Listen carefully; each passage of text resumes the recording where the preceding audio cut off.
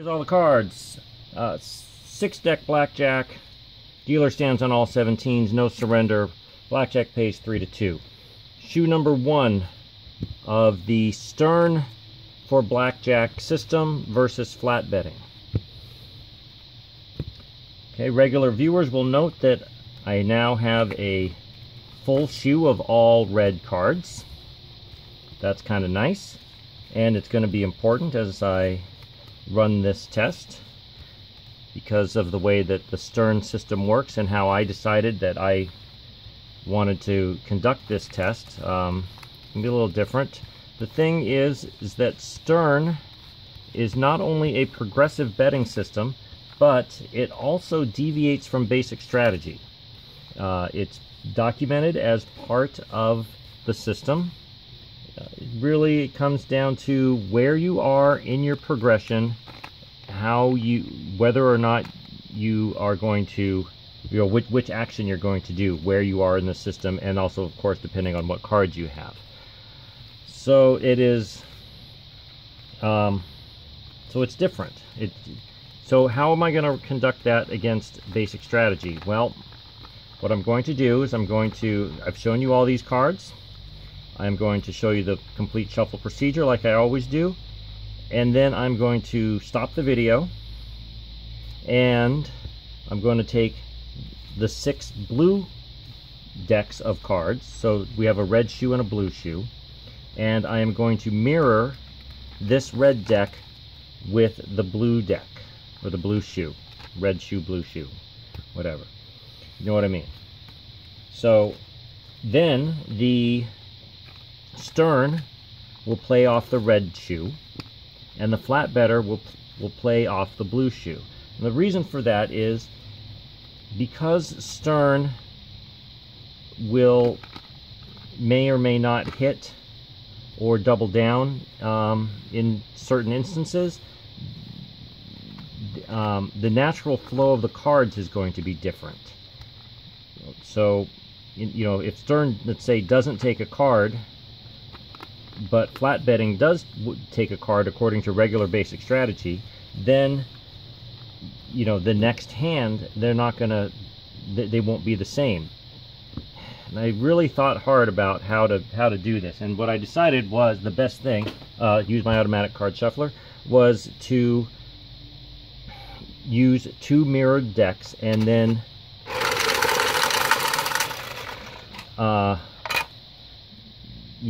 to see how the whole shoe played out, as opposed to a direct hand-to-hand comparison. I hope you follow what I'm saying. You'll see it as we get going. I will make an admission here. This is I telling you, this is the first shoe. It's actually the second shoe, but I threw the first shoe out. I made I made some mistakes with the Stearn strategy. So I won't even talk about that because I don't want to confuse you. Stearn is, if you thought Fibonacci was confusing, Stearn is also pretty confusing in a different way. But also, I had several errors in attempting to mirror the shoes. So it just got to be a mess. So I'm throwing that one out and starting over. I don't even remember what the results were. I have a vague idea, but I'm not even going to tell you that. And but one thing I will tell you, and in a way I kind of hope it doesn't happen, because it is a lot of work to lay all the cards out, to do the shuffle procedure, then to mirror the shoe. Anyways, on that first shoe that I'm throwing out, there was no deviation. Yes, there was at least one, perhaps 2 instances where Stearn deviated from basic strategy, and I don't remember the exact situation, but as it turned out, it didn't matter. the cards, the two shoes were lined up for the entire, I don't know, I think it was 45 hands. I remember it was at least 45 hands. So I did all that work, and it ended up being not needed. But I need to do it anyways, because you never know. From the very first hand, we could get a situation where basic strategy says, say, to split or double down or whatever it is, and Stearn does not, and then the shoes will be out of alignment from the get-go. Now that's how I was able to tell that the shoes, that I had done a poor job of mirroring the shoes, is because they were always aligned, and suddenly I was getting different cards. I paused and fixed it, but it happened enough that I just decided to throw it out. That plus the fact that I was messing up the Stearn progression itself, which is probably more important than, because I was able to correct the alignment of the shoes. So anyways, once I'm done, so like I said, once I'm done with this shuffle procedure, that is what I will do. I will pause, and for a rare instance here, I will ask you to trust me that I didn't do anything to reorder this red shoe, and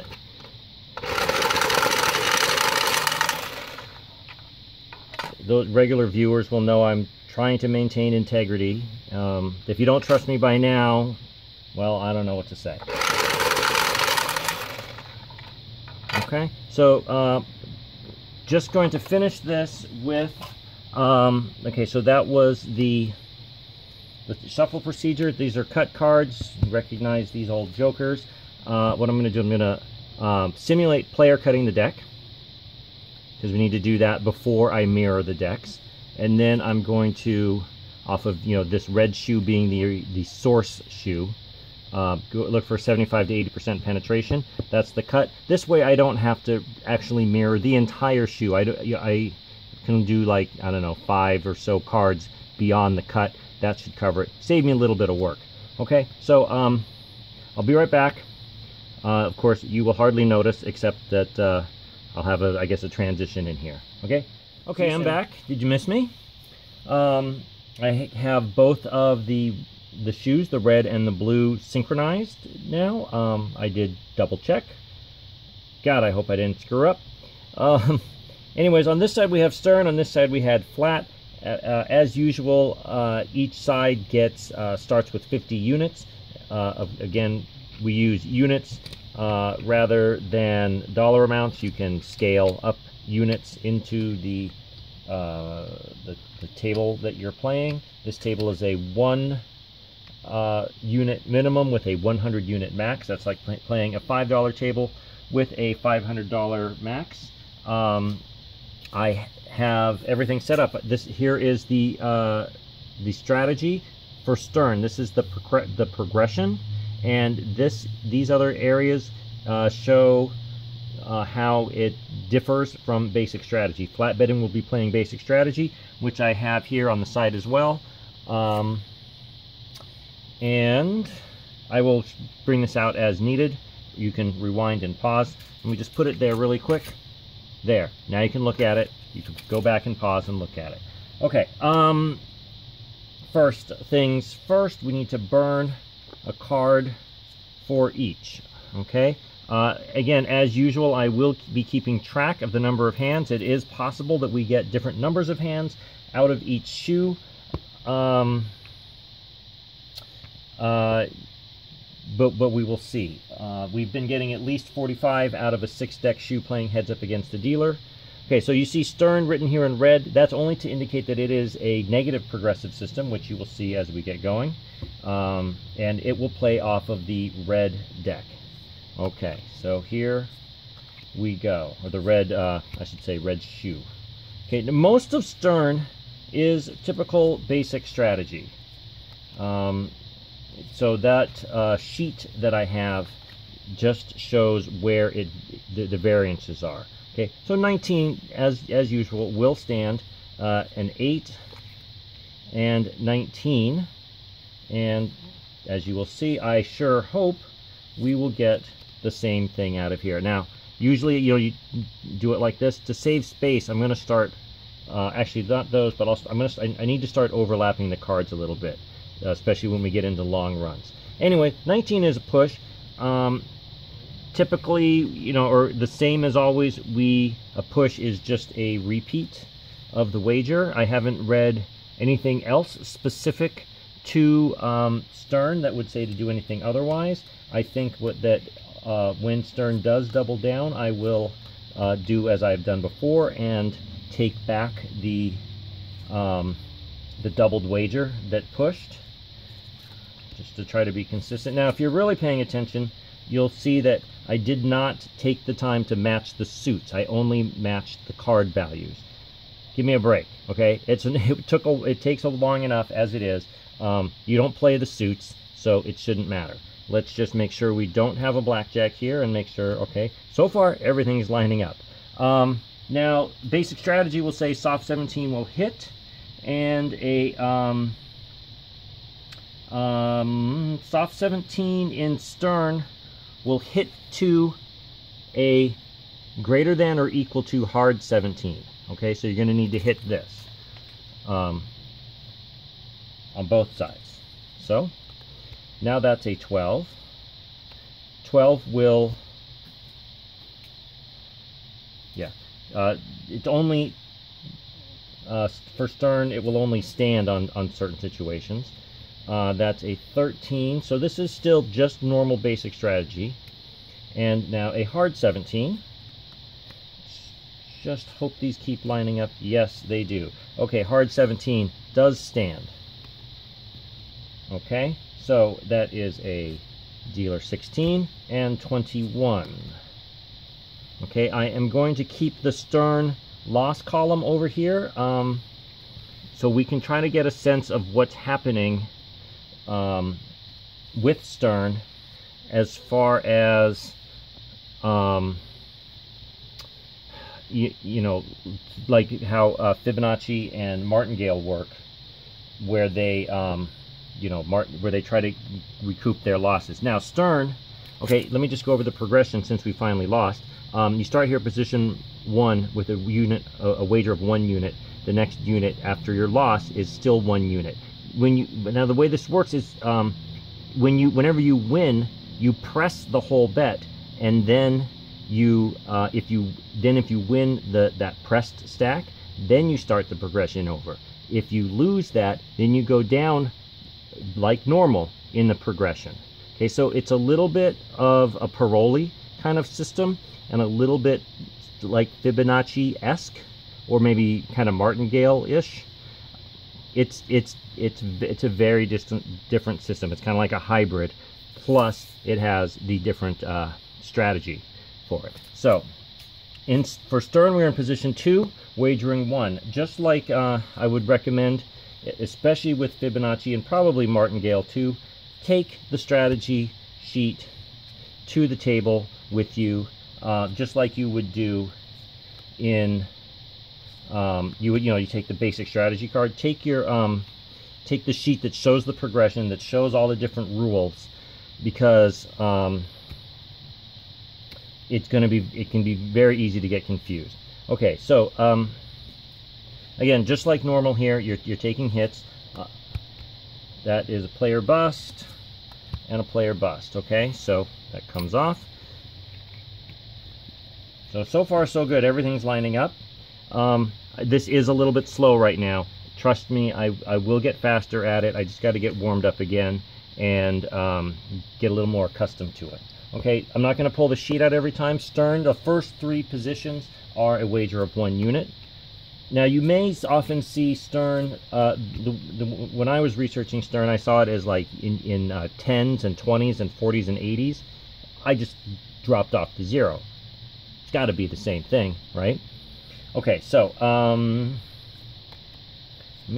I'll get in the swing of it and things will go a little bit better. Okay, at 15, again, this is normal strategy, and this is like, if you don't get some of the oddball deviances, I won't really say they're oddball, but the deviances from basic strategy, you're not going to end up with different shoes, which is what happened on the one that I had to throw out because I screwed up so bad.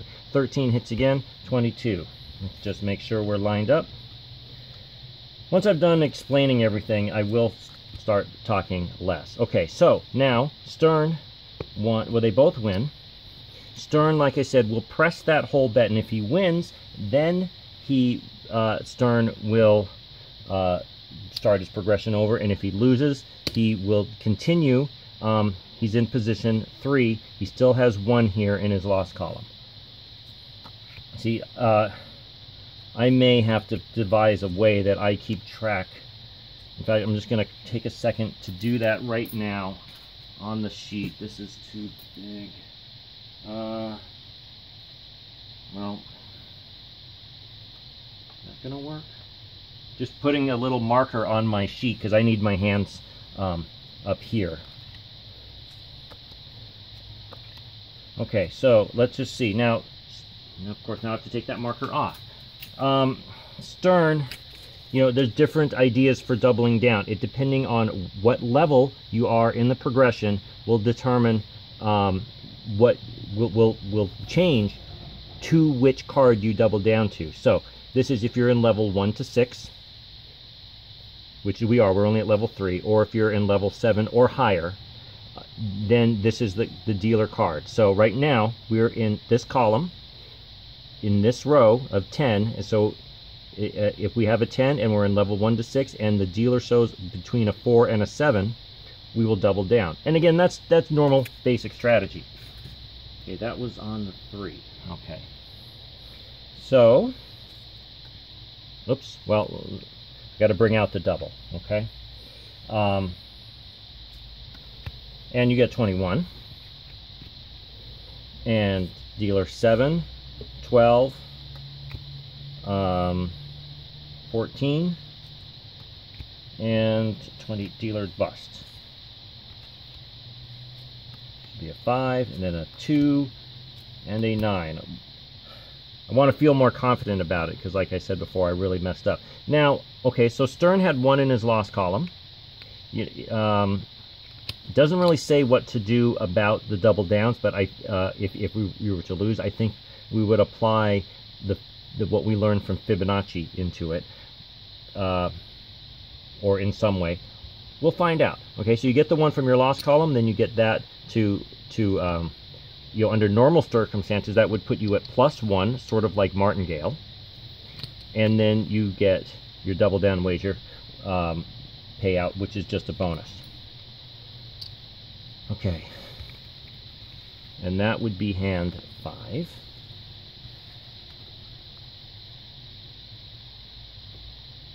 And clear these out. So congratulations to Stearn, completing the progression, or the cycle, I should say. I want to also, before I forget, give a shout out to Ron Knowles, who asked about me doing the Stearn versus flat betting kind of test. I hope that that you approve of the methodology here. Like I said, even though it's going to be kind of slow, I didn't know how else to do it, especially when it gets to, it's one thing when, to deal with the shoes deviating. You could just call that the shuffle, but to get into just, how to do this and not lose track. Okay, so splitting, you're only going to split 4s in level 1 to 5 against a 5 or a 6. So you wouldn't normally split against this anyways. You would hit, that's an 18, so you would stand there appropriately, and an 18 and an 18, and you would push. The fact that these are the same suit is purely coincidental. I promise you, I did not do that on purpose. But statistically, that's going to happen 25% of the time. Only 4 suits.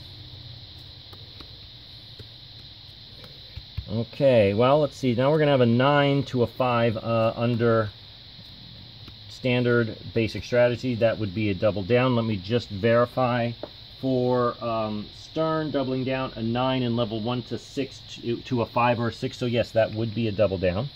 So again, no change. That's going to give you a 20 and a 20.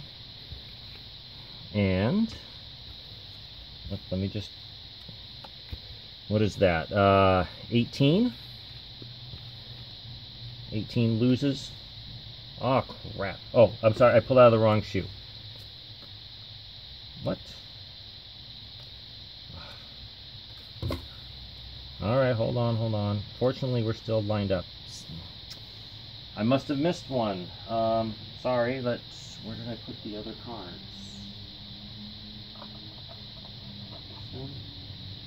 Shoot. There it is. Okay. Well, in a way, it's fortunate that we're still lined up, and I can just correct that. So that's paying out here.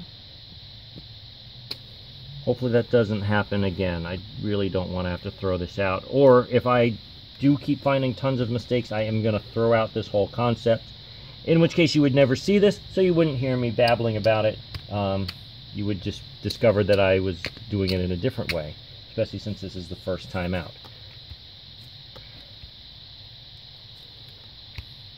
So if you are seeing this, that means that the rest of the shoe is good. You can, a little glimpse into the future, if you will. Okay. A 16, you know, again, normal basic strategy. You need to hit this, yeah, normal play. 20, 20, 19. Please be a 19. Thank you. Okay. And we're just continuing on like normal. Still in first position. Here. While I'm getting the cards out, Stearn, just like regular basic strategy, says no insurance to a dealer ace. So we won't take insurance. But we will take a peek, and we will take a peek, and they are both the same card. Just that should go there, so you lose on that. And of course you lost 2. And position 2 for Stearn is still a single unit wager. Flat better, I'm not going to keep his loss column active over there, because I am confused enough as it is. So 20 is going to stand to a dealer 7. Okay, so we take a peek. That is 13 and 18. So gotta try to break my regular habits here. So you win. So Stearn gets his loss column back from position 2. Now he is going to press that. That is one of the errors that I made in implementing the strategy the first time around. Is I wasn't clear on that, and so I would just say, well, he's emptied his loss column, therefore he takes that off and has completed his cycle. And I reread the book. No, from position 2, Stearn still presses. That was 10 hands, first 10 for both sides. I'm trying to remember right now what Stearn said about if you win, when you win in that first position, if you're supposed to press that. I'll